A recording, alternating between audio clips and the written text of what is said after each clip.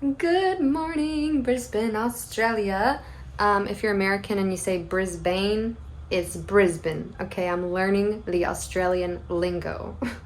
So today, I obviously didn't sleep very well again last night. I tend to get tired at like 6 to 9 p.m. here, and I crash, and then I wake up at like 2 a.m., 3 a.m., 4 a.m., 5 a.m., and then I'm like, you know what? I'm just gonna get up at 5 a.m. and wait until all the shops open up. So I'm gonna walk to a new breakfast place called Coffee Nature. It got really good reviews and the food looks phenomenal, of course.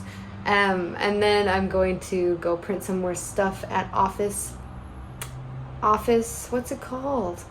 I forget. It's an office place, just like Office Max or whatever. Then I'm gonna get picked up by a friend's son named Mason, and we're gonna go look at this car, and hopefully all goes well.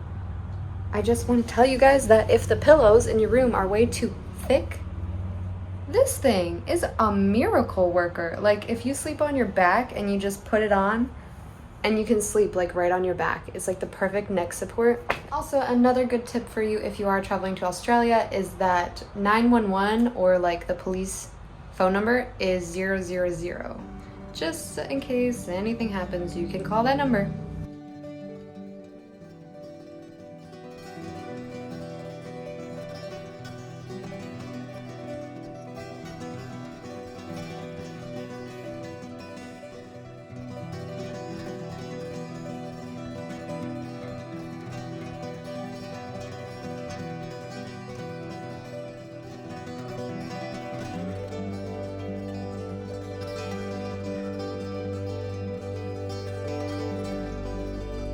You guys, I didn't know that being this happy was possible. I am just taking it all in. That food put me in a food coma, but like a really good one, and then I just like walked it all off. I just walked a mile. No biggie, just a mile. But it feels so good to walk, and my legs are getting in shape like really well because of all the walking, because it's the city.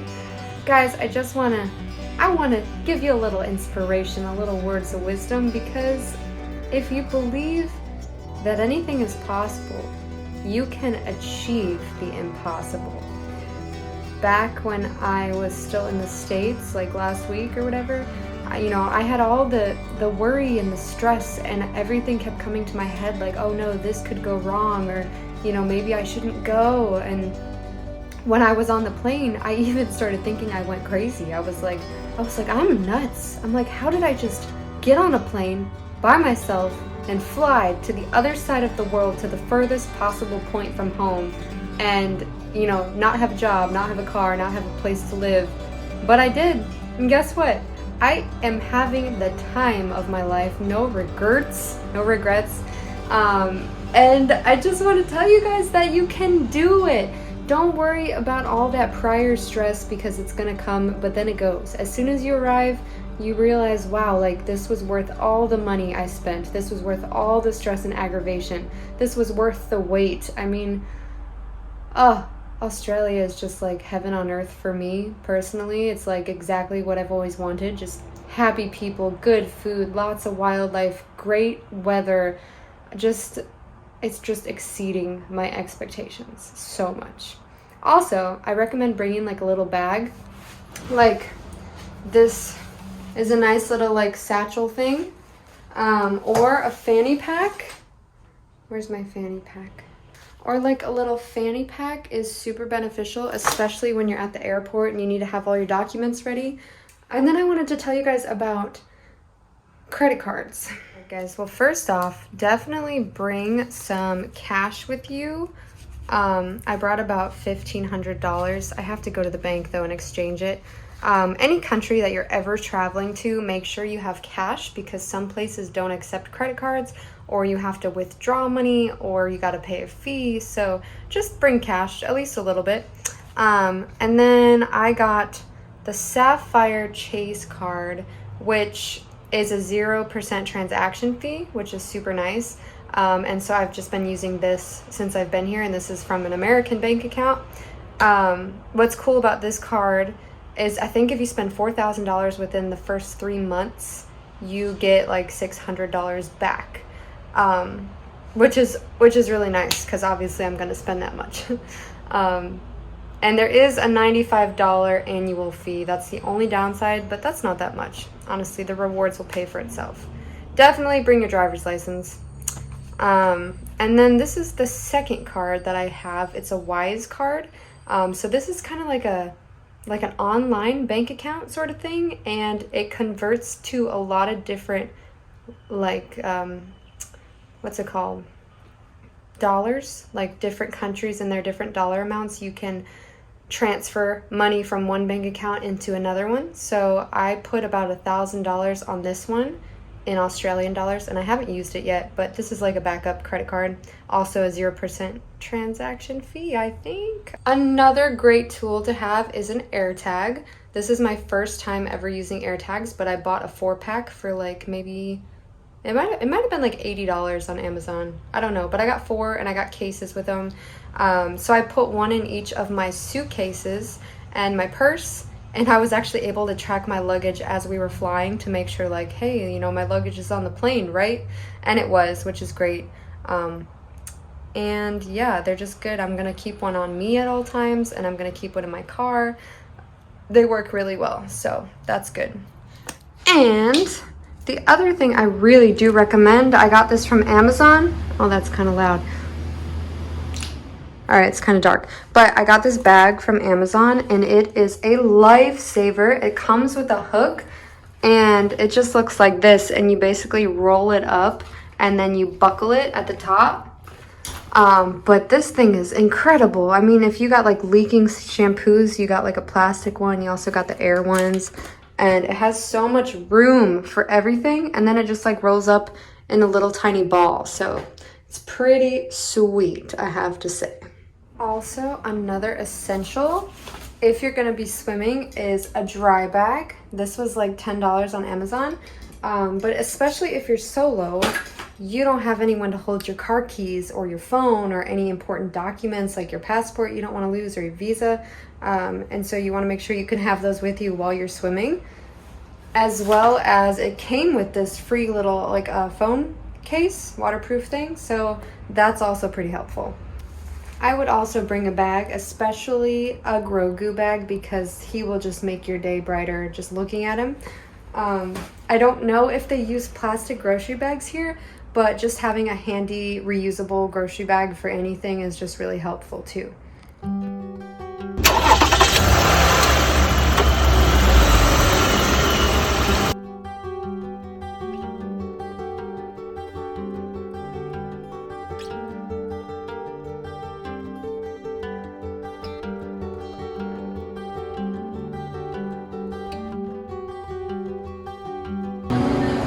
Oh my, Papa! There's Papa here now.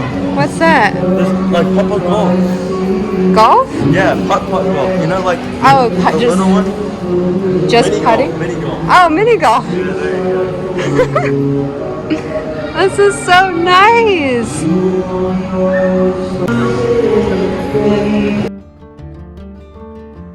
It's so hard to read.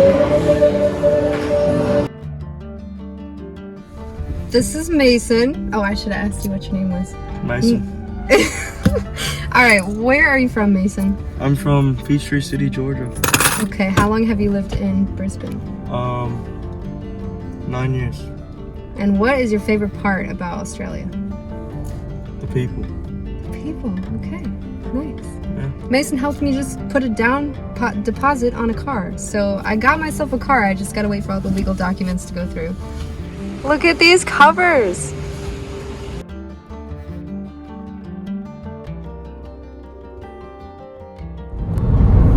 Ooh, there's so many like metal bars. There's tons. Oh, the city is right there. I haven't really seen this part of the city. That's actually pretty. Oh, look at, there's like a cliff. In 1 kilometer, keep right onto Main Street towards M3. This is what it looks like when you have a bunch of random documents that you have been trying to figure out how to do them. Also, let's talk about Australian money. So these are just all 50s, but it's kind of cool looking, like it's see-through, and I think there might be different people on here. Okay, so this one is 20. So 20 cents, 10 cents, another 10, 5 cents, and $2. So they told me that the gold ones are gonna be $1 or $2, and all the silver ones are gonna be like, you know, 20, 10, 5. And I don't remember if they do 1 cent or not. I forgot. You can see they've got different pictures. This one looks like she got older, and then this one's young.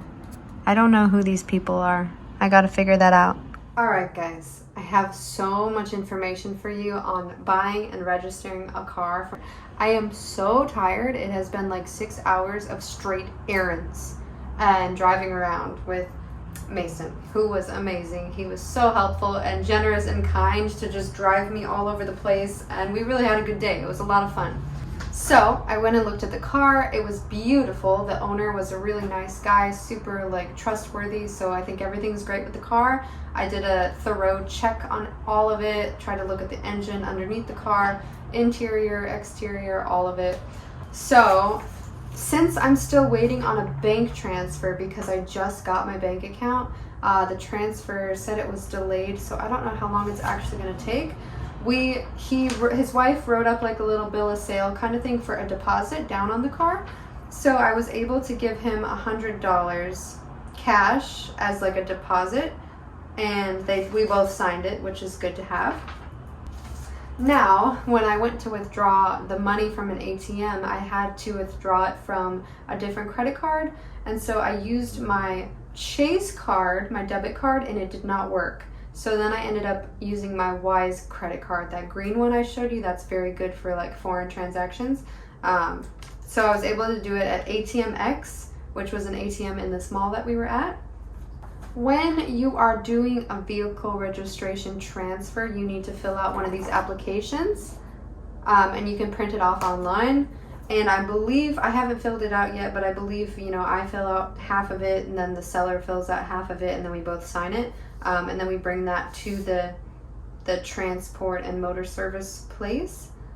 And because I am new, I have to fill out a new customer application form in order to like register the car. I think I have to get like a CRN number or something when I do this.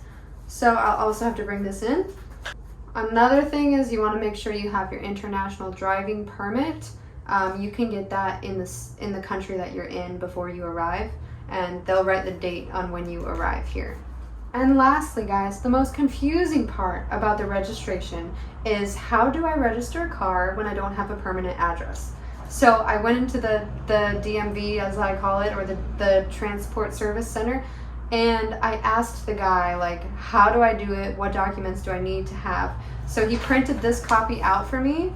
And for me and my situation, I can basically use my passport. I believe was 1 in the category A, and then in the category B, I can use.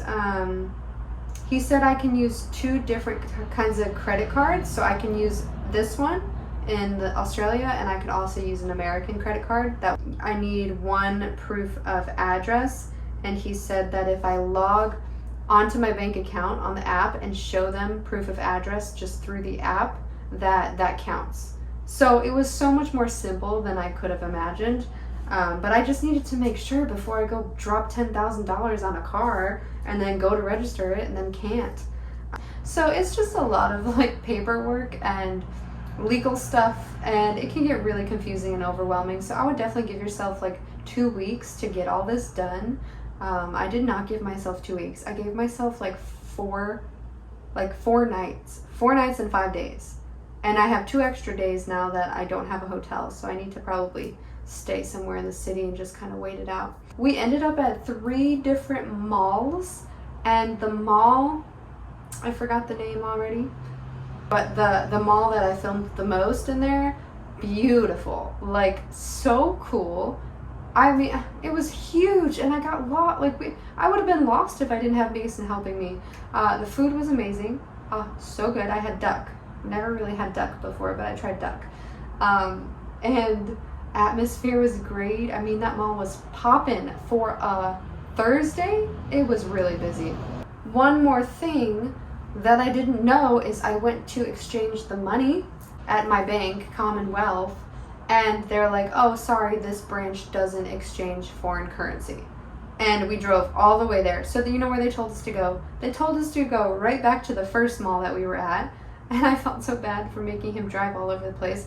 But we drove back to that mall, went to that bank account, and I just had a gut feeling they were going to turn me down again.